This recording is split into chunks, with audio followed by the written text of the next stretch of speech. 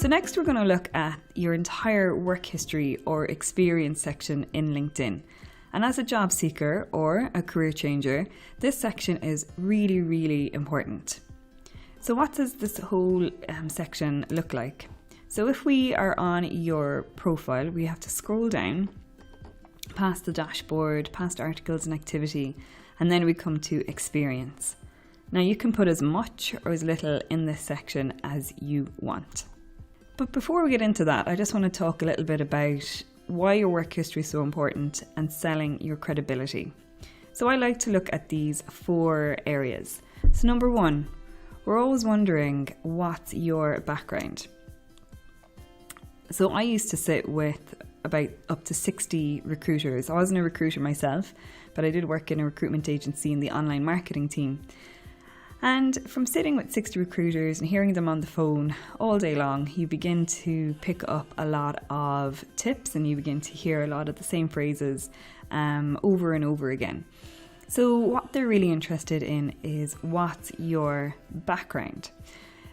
So like your kind of journey from where you started all the way to what you're doing now. Did you work in like different locations? What different companies did you work with? What skills or experience and what courses you've done. So they're kind of looking at like the big overall picture there. And then the next one is, where did you gain your experience? So here they're looking for the types of companies that you worked for. Like, are there any big brand names standing out on your CV?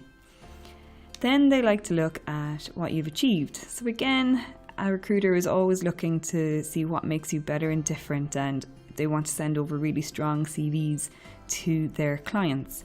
So if you have achieved anything of significance or anything that you're quite proud of work-wise, we can add that into your LinkedIn profile. And then lastly, personal branding. What's your story or what's your narrative? So again, I would always hear them say that every CV tells a story.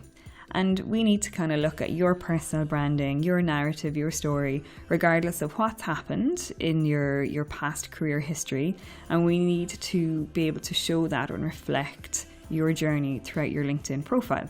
So I'm going to show you how to do all of this now shortly. So there's a couple of really practical elements. So I'm just going to go to my current job. So I'm self-employed, but the first thing I want to show you is your job title. So for example, you can see that I have kind of a lot going on in my job title. I have LinkedIn trainer, I have online one-to-one training, digital marketing strategy speaker, and I have the word Ireland. So I've put in that because I know it's quite important for search engine optimization. And basically through the bullet points, I'm just showing my core business service offerings that I do at the moment. And then down at the further towards the end of that listing, you can see I've added in where I was a finalist for a couple of different awards. So again, what's going to make you stand out and what's going to make you better and different. But I'm also going to show you one of my previous roles where I worked in-house. And this role where I was the global online marketing specialist. And a recruiter had given me a bit of advice around this back when I was looking for work a couple of years ago. And the first thing is I kind of have a mini or a longer headline up here. So you can see I have global online marketing specialist responsible for website build projects, managing bugs, quick fixes using Scrum, Agile and Kanban. So I knew that my profile had to stand out to recruiters who specialize in marketing and digital marketing, but also people who deal a bit with online project management. So I have used quite like industry jargon heavy language in here because I want to use kind of industry language to straight away make my profile jump off the page and kind of show how comfortable I am with this terminology. So you can see I have SEO here, SEO strategy, and I also have PPC, pay-per-click, which is just another word, let's say, for Google AdWords and for like online advertising. So underneath I have where I was a finalist for a couple of different awards. Again, something of note, what's going to make you stand out. And then the next part that I did, and a recruiter also gave me this advice, where you have a lot of maybe 4 to 5 kind of broad areas that you're responsible for, that you would write a little subheading up here at the top. So for example, you have websites and project management, but underneath you need to have bullet points which like back up and prove all of the experience that you have under that subheading. So for example, for me, you have websites and you have project management, but you can also see that I had responsibility for 17 plus global websites. I worked with team members across all those countries, and I project managed new website builds, new website additions, and external client websites using Scrum, Agile, and Jira Confluence. I've done the same underneath for like Google Tools, SEO, and Google AdWords. And then I've done the same down below then for blogging, content, LinkedIn, and social media. So for you, for whatever role that you have currently or that you've had in the past, there's an awful lot that you can do in the work history section to sell your skills and your experience. But you just always have to be mindful of who's looking at your profile. So we always have to be aware of the really, really busy recruiter or the busy talent acquisition person, or perhaps if you want to work for a smaller company, it could be just a general HR manager, or it could be the managing director of that small to medium enterprise. So I just want you to be mindful that there's an awful lot that you can do using your keywords in how to sell your skills and your experience in your work history section. And next I'm going to show you if you want to edit a current job. It's really simple. As per usual, you just click on the blue pencil, give it a second or two and the screen will change. So you have your job title, you have your company, you have your location.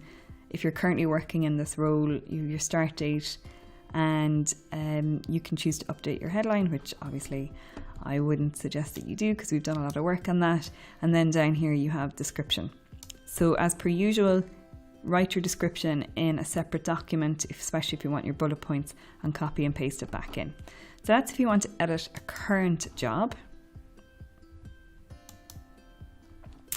And if you want to add in a brand new job, so we look for the blue plus, and you can add in your job title, your company, your location. Are you currently working in this role? Or if it was a previous role in the past, so maybe it was a role from like January, let's say 2010 to January 2012. And this will slot in now. LinkedIn will automatically slot that back into your previous work history. As per usual, write your job description in, or write your roles, responsibilities, use all your keywords in a separate document, copy and paste it in. You can upload media if you want. So I have like a presentation that I did and I have another document. So it's really simple. You can just upload or you can link to it. And then as per usual, bottom right hand corner, you click save, and then your new job has been added into LinkedIn. So I would suggest that you spend a good bit of time on this part of LinkedIn, because what you put in here, you'll get back. And it's actually really, really important for the recruiters and for all the HR people.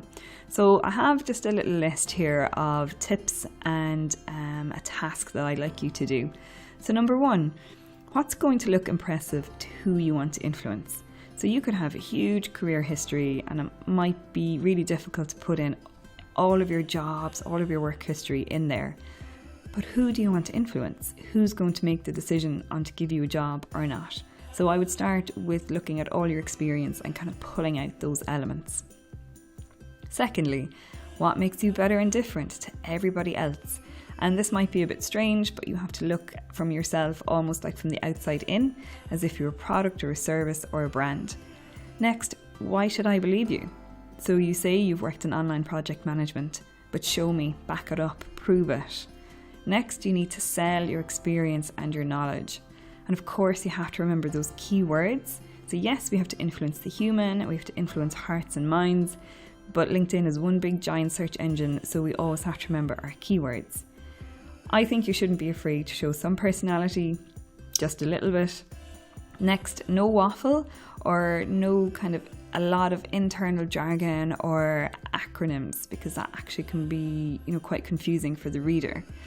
And remember that your LinkedIn profile needs to be the same as your CV, but it can be longer on LinkedIn. So just be mindful that your dates match, job titles match, that your core elements of the work history section on LinkedIn is the same as that on your CV. Next, remember it takes time to build out your entire work history. And I love this phrase that many drops make a river.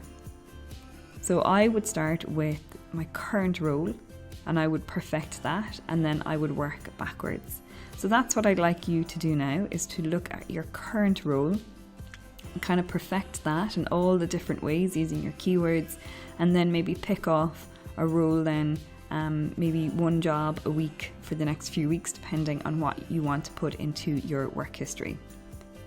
So guys, that's that done for your whole work history.